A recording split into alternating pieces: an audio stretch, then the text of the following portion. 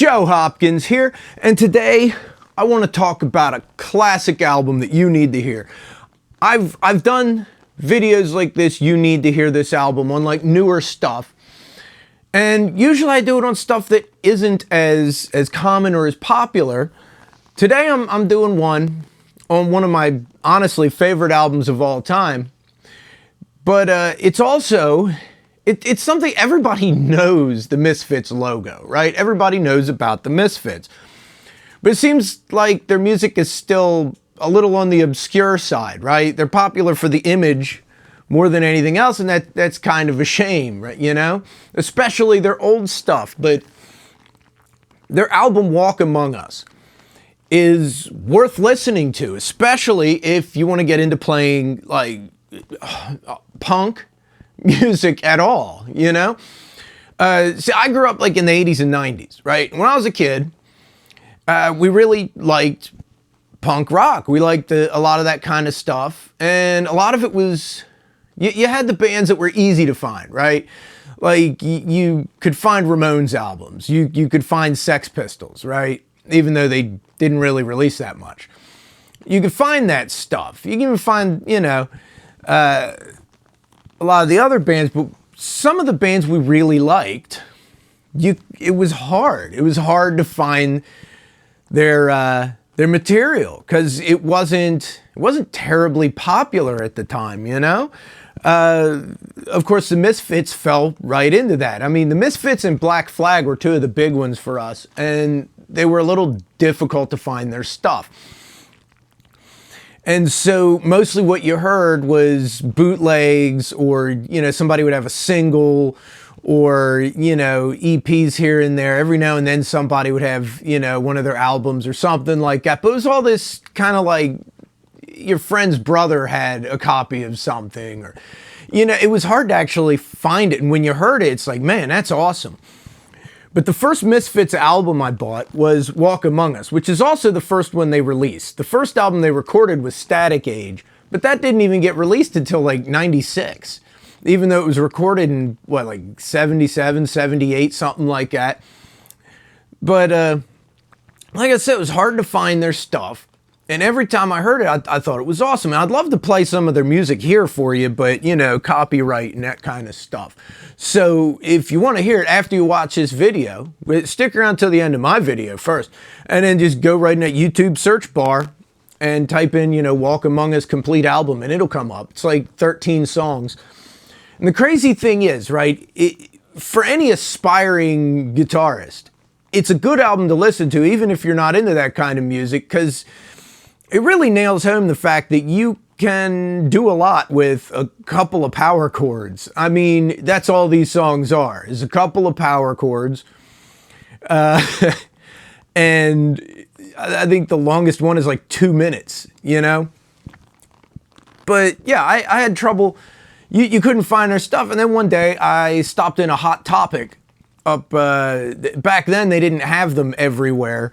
I had never seen Hot Topic before, right? I guess this was like 93 or 94, something like that. I was up near Boston, and they had Hot Topic up there, and I stopped in because it looked pretty cool. And I guess they had just released Walk Among Us on CD, so I bought it. I thought, oh yeah, that's cool, right? I've heard some of this stuff. Man, I loved it, right? I still love it. It opens up with the song 20 Eyes, which I think is still a phenomenal song. My favorite is All Hell Breaks Loose.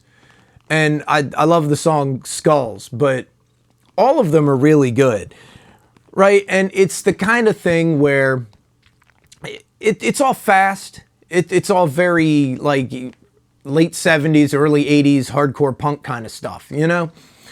Fast power chord kind of stuff. And instead of singing about, you know, politics like a lot of punk bands did, they were just singing about horror movies and goofy stuff. And the whole album would come off as really goofy if it weren't for the fact that, honestly, Glenn Danzig seems to really, really be into it. He doesn't sing it anything. He doesn't sing any of this with even a hint of irony at all.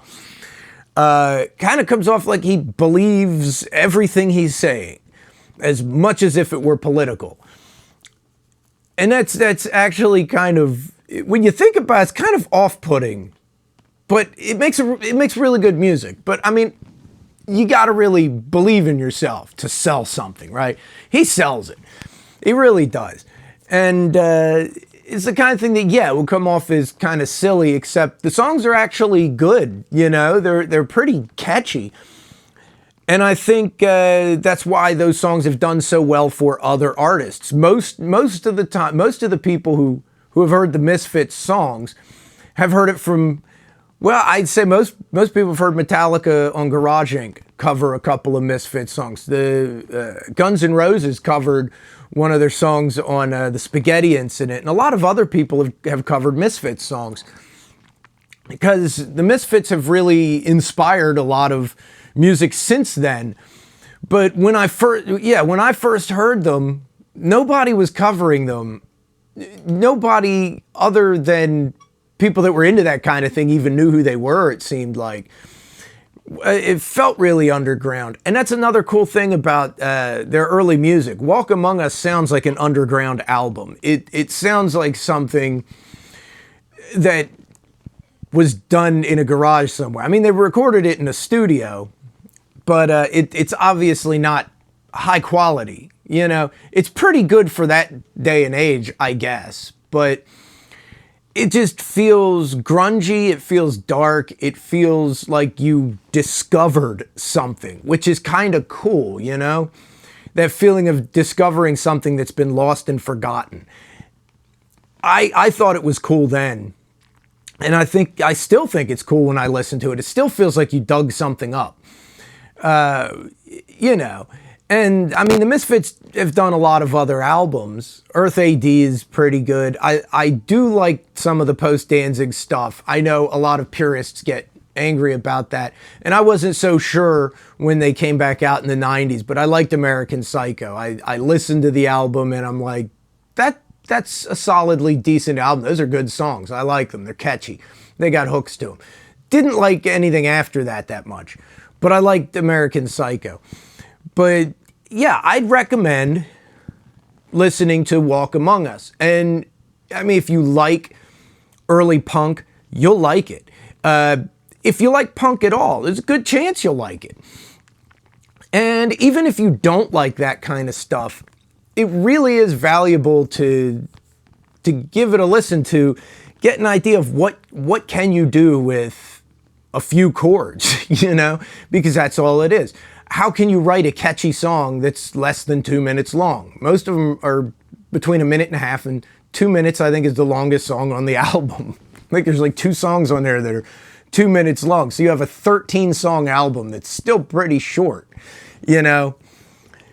But it is worth listening to. And the other thing is the vocal melodies, the way it's put together, it is catchy. A lot of the songs are catchy. Now, some people might not like the subject matter of it. A lot of it's like gory horror stuff and violence. But catchy is catchy, right?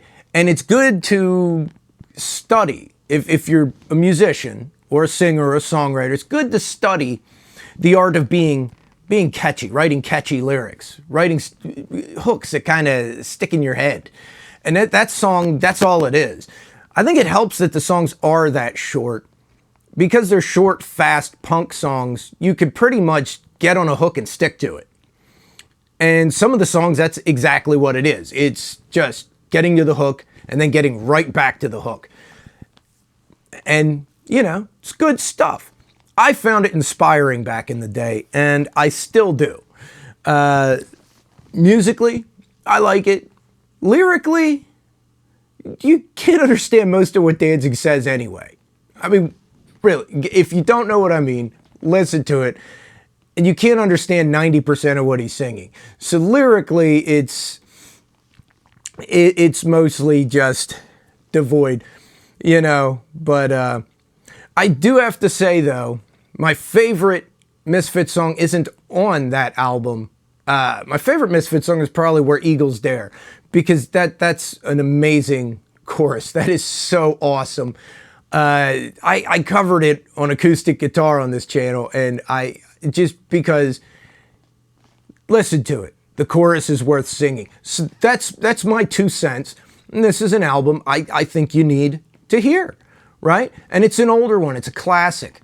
So subscribe to my channel and check out my cover of Where Eagles Dare. It's on my songs playlist at the end here. Anyway, I love you guys. I'll see you in the next video. Peace out, baby. Bye-bye.